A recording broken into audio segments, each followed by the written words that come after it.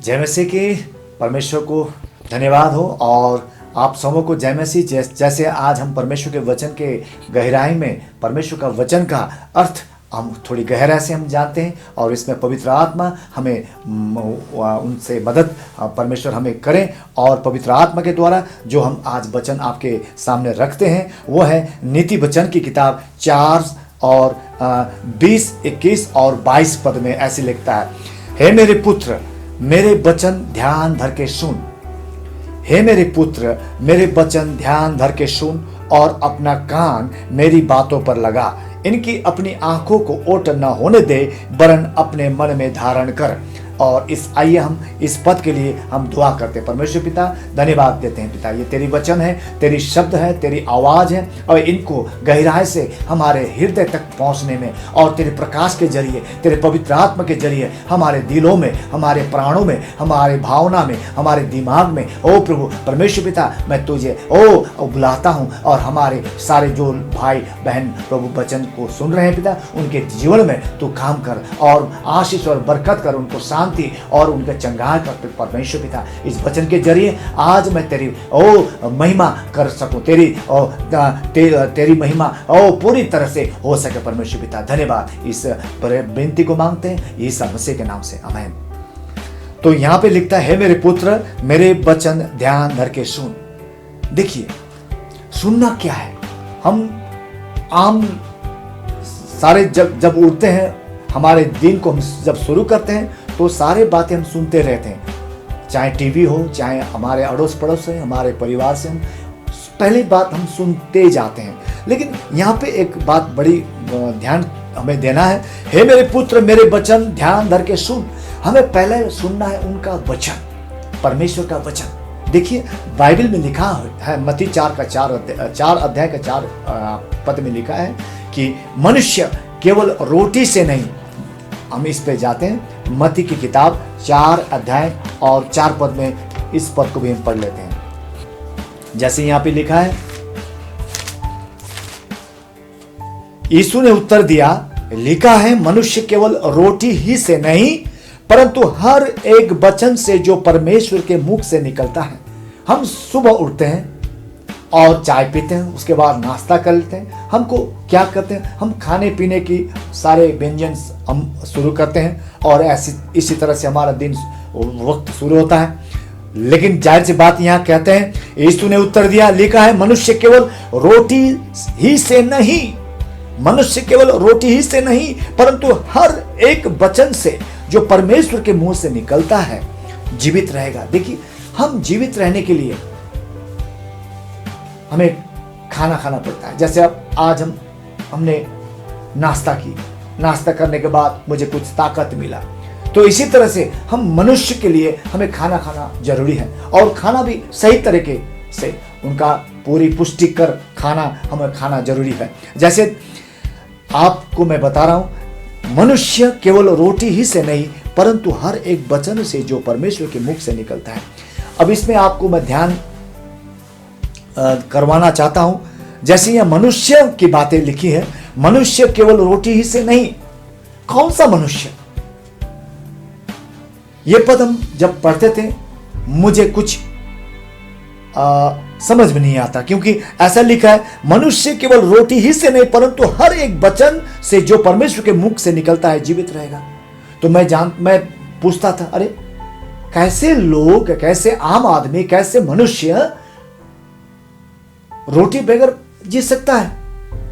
तो बाद में मैं जब प्रार्थना करने बैठा तो प्रार्थना में मुझे परमेश्वर ने ऐसा मुझे प्रकाश दिया कि ये मनुष्य बाहरी मनुष्य का नहीं, हमारे जो है अंदरूनी एक मनुष्यत्व है और बाहरी एक मनुष्यत्व है। हम बाहरी मनुष्यत्व के लिए बाहरी मनुष्यत्व के लिए हम नाश्ता करते हैं, खाना खाते हैं, भोजन लेते हैं, डिनर लेते हैं, लंच लेते हैं, ऐसा सारे सब कुछ है।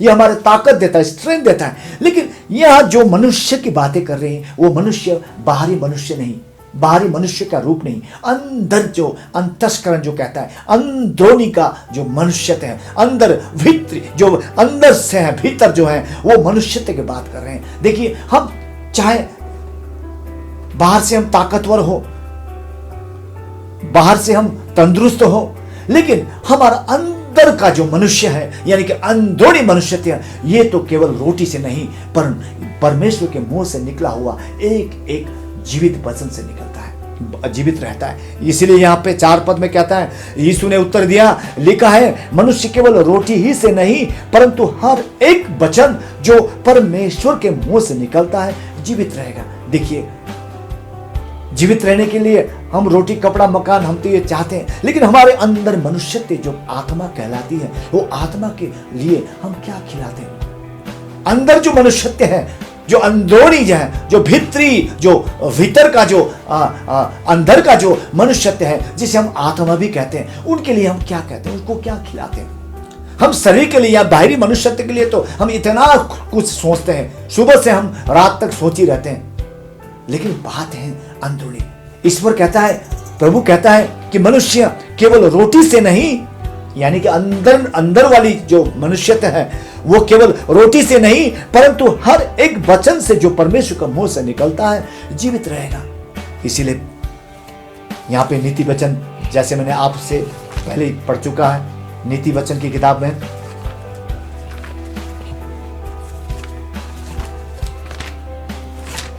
नीति वचन 4 का 20 और 21 पद में लिखा है, हम उसको पढ़ते हैं।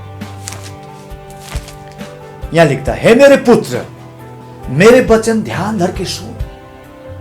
तो आज जो ये आपके बाहर वाली मनुष्यत्व नहीं, लेकिन अंदर का जो मनुष्यत्व है, उस मनुष्यत्व से, यानी कि आपकी आत्मा से, यानी कि आपका अंतस्करण, यानी कि आपका अंदरूनी जो आत्मा है, उनसे प्रभु ये कहता है, हे मेरे पुत्र मेरे वचन ध्यान धर के सुन।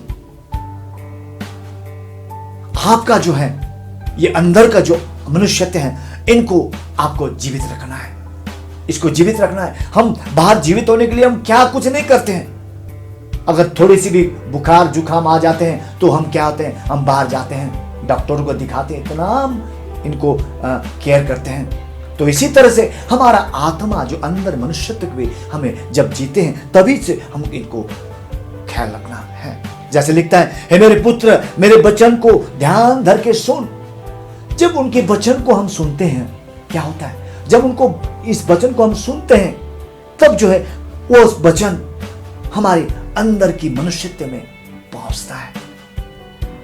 हम तो ऐसे सारे बातें सुन लेते हैं, ज्यादातर तो नेगेटिव होते हैं, ज्यादातर तो आपको परेशानी करने वाली बातें आप सुनते हैं सुबह से।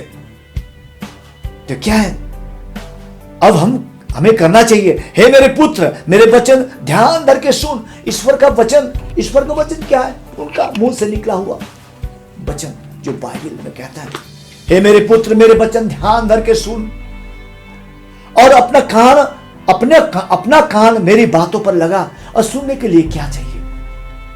आपको मैं बता दूं, बाहर का जो मनुष्यत्व का कान होता है, ये मैं इसको छू रहा हूं, आप भी छूते हैं, ये कान आपका बाहर का कान है, बाहर की जो मनुष्यत्व है इसका कान है, आपका आंख है, जीव है, सब कुछ है बाहर का।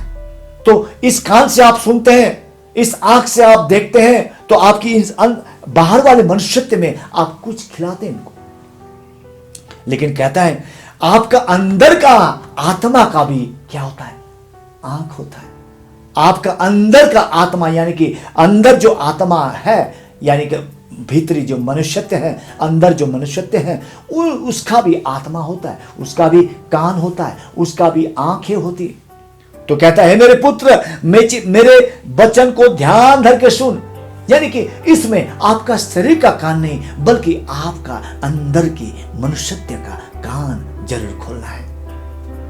यह तभी संभव है जब आप परमेश्वर से पुकारते हैं, ईश्वर से पुकारते हैं, हे परमेश्वर मैं तेरे पास आता हूं, मेरे आत्मा मैं तेरे पास सौंपता हूं, मेरे प्राणों को मैं तेरे पास सौंपता हूं, मेरे भावना को तेरे पास सौंपता हूं, ताकि तेरे वचन मेरे अंदर मनुष्यत्व तक पहुंचे।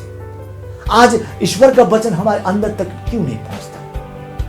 आप में से बहुत सारे लोग ऐसे होते हैं, होंगे भी, कि बहुत दिन से आप परमेश्वर का वचन सुन रहे हैं, लेकिन आपके जीवन में कुछ फर्क नहीं पड़ता, ऐसा भी हो रहा है। लेकिन आपसे मैं कहता हूं, अगर आप बाहर का कान से सिर्फ सुन रहे हैं तो आप गलत कर रहे हैं। तो आपको चाहिए आपका अंदर जो मनुष्यत्व के यानी कि आत्मा का कान खोलना बहुत जरूरी। और बाइबल में कहता है जिसके कान हो वह सुने। और कौन सा कान? ईसा मसीह ने ऐसे ऐसे शब्द बोले जो चेले भी छक पड़ गए, चेले भी वो भी अचंभ रह गए। और कहते हैं कि जिसका कान हो वो सुने। कौन सी वाला कान? बाहर वाला नहीं, लेकिन अंदर जो मनुष्यत्व है उसका कान होना जरूरी है। और आप जितना ईश्वर का वचन सुनते हैं उतना आपका आत्मा यानी कि अंदर का आत्मा का कान खुलते जाता है। इसलिए कहते हैं मेरे पुत्र मेरे वचन को ध्यान धर के सुन और अपना कान मेरे बातों पर लगा और इनकी अपनी आंखों को ओट न होने दे। अपने आंखों को ओट, देखिए आपको वचन को देखना भी है, जो खाते हैं आपको देखना है, क्योंकि वचन लिखा है मनुष्य केवल रोटी ही से नहीं परंतु परमेश्वर के मुंह से निकला हुआ वचन से वो जीवित रहता है। तो हमारा भोजन क्या रहा? रोटी चपाती ऐसा नहीं, चावल नहीं, लेकिन अगर हमारे लिए अंदर का आत्मा के लिए, अंदर के मनुष्यत्व के लिए भोजन क्या है? ईश्वर का वचन। अब इसको जब खाते हैं तो खाने का भी एक तरीका होता है, उसको आप गौर से देखना है। जैसे लिखता है हे मेरे पुत्र मेरे वचन को ध्यान करके सुन और अपना कान मेरी बातों पर लगा, इनकी अपनी आंखों से ओट न होने दे वरन अपने मन में धारण कर। जैसे नाश्ता करते हैं, रोटी चपाती लेते हैं, चपाती आप देखते हैं उसके बाद खाते हैं। ऐसा नहीं कि आप खाया, किसी ने पूछा आपने नाश्ता लिया, आपने वो चपाती देखा, मैंने नहीं देखा, ऐसा नहीं होता है। आपको चपाती देखना है उसके बाद ही आप खाते हैं। इसी तरह आपके जीवन में वचन को भी देखना है। और ऐसे लिखा है इनकी अपनी आंखों के ओट ना होने दे वरन अपने मन में धारण कर। प्रियो, इसलिए मैं कहता हूं वचन को सुनना ही काफी नहीं